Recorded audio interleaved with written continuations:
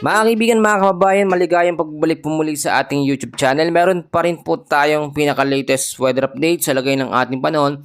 Ngayong araw po ng Martes, July 8 na po, 2025. But before that, huwag niyo muna nakakalimutan na mag-like and subscribe and then pahit po na notification bell. Maraming salamat po. Tuluyan na pong nakalabas at nakalayo ng ating Philippine Area of Responsibility. Ito nga pong Tropical Storm Danas or dati pong Bagyong Bising.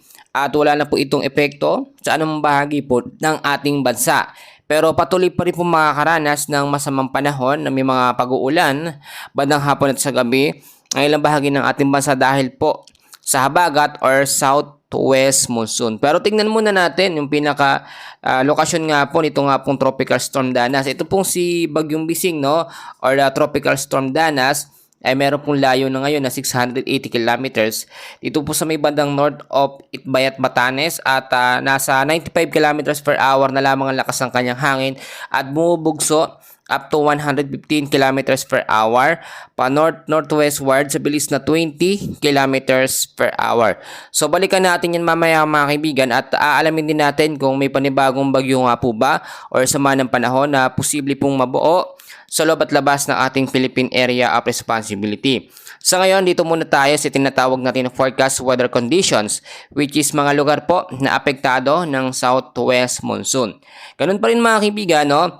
Sa Ilocos region, asahan po natin dyan ang occasional rains, no? Or yung mga mahina, pero tuloy-tuloy po na mga pag-uulan at lumalakas minsan pagdating po sa hapon at sa gabi dahil po sa banta ng southwest monsoon. So posible pa rin ang mga pagbabaha at landslide sa mga landslide prone area at baha naman doon sa mga mababang lugar. Samantalang sa area naman po ng Metro Manila, Cagayan Valley, Cordillera Administrative Region, kasama na ho dyan ng Central Luzon, Calabarzon, Mimaropa, Western Visayas, Negros Island Region, Zamboanga Peninsula, at BARMM. Asahan po natin ng cloudy skies with scattered rains and thunderstorm, mga kalat-kalat na mga pag-uulan na may mga kasamang pagkulog at pagkidlat na madalas po sa hapon at sa gabi ho nangyayari yan dahil pa rin po yan sa southwest monsoon. Mag-ingat pa rin tayo sa posibleng impact nito, pagbabaha po o flash flood sa mababang lugar at landslide sa mga landslide prone area. Ang ilang bahagi naman po ng ating mga kaibigan na hindi ko po nabanggit ay patuloy din makakaranas ng maulap na kalangitan na mayroon po mga isolated rain showers at thunderstorm dahil pa rin po yan sa southwest monsoon. So kung papansin niyo mga kaibigan, nakalabas na ng para, tuloy na nakalayo. Ito nga pong si Tropical Storm Danas o dating Bagyong Bising. Humina rin yung epekto nito nga pong habagat, no, or southwest monsoon dahil hindi na siya pinapalakas or wala nang humahatak dito nga po sa habagat. Magkagayon man, tignan muna natin, no, kung may kasunod na bagyo. Ito nga pong si Bagyong Bising. Si Bagyong Bising mga kaibigan, unang bagyo ngayong July at pangalawang bagyo ngayong 2025. And then, ina-expect natin ayon na rin po sa pagkatala ng Pag-asa, 2 hanggang 3 bagyo ang posible ngayong buwan po ng July.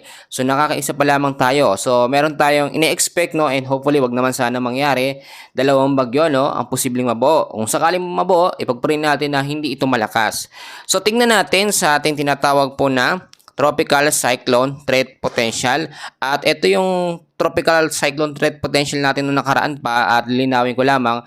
Sa week 1 natin mga kaibigan, pasok pa rin ng July 7 hanggang July 13. Kung titignan po ninyo ay meron tayong na monitor na low pressure area, pero take note, ito po ay low chance na maging isang ganap na bagyo. At kung titignan nyo naman sa week to mga kaibigan, pasok naman dyan ng July 14 hanggang July 20. Merong LPA na namomonitor ay na rin sa pagkatala ng Pag-asa pero low chance pa rin na maging isang ganap nga po na bagyo. So ang chance natin dito mga kaibigan o yung scenario na ating tinitignan ay posibleng walang mabuo na bagyo, no?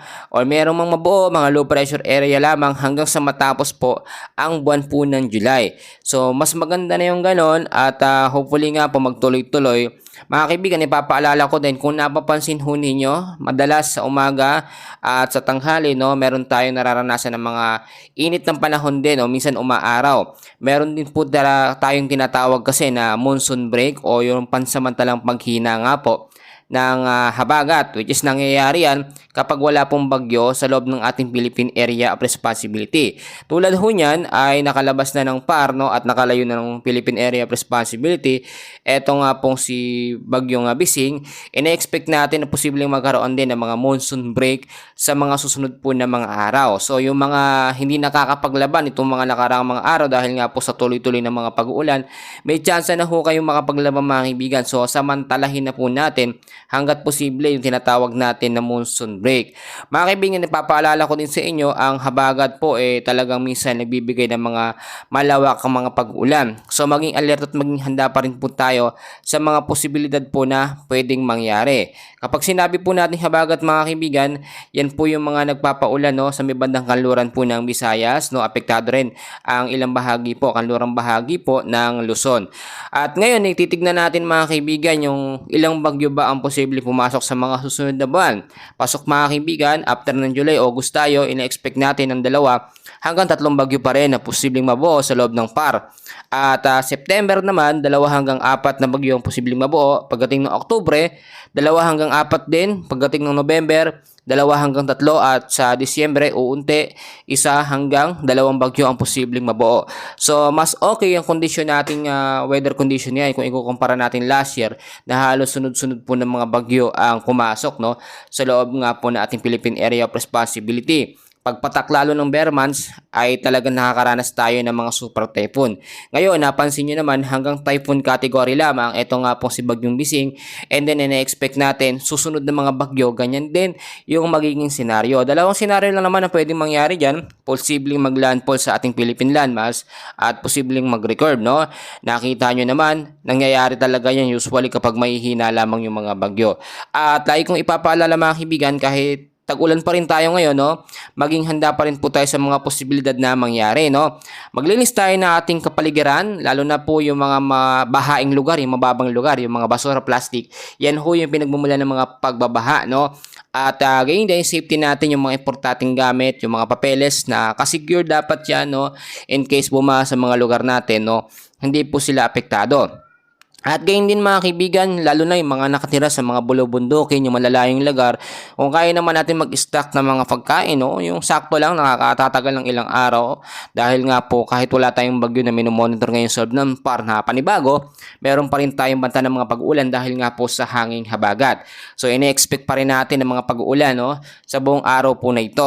At gayon din mga kaibigan, pinapaalala ko din, lagi kayong mag-antabay sa aking mga ibinabalita, no, tungkol sa lagay ng ating panahon dahil napaka-importante na alam po natin yung kondisyon sa bawat lugar natin, kung lalabas pa tayo ng mga kabahayan natin or kailangan ba magdala ng payong of jacket, kapote.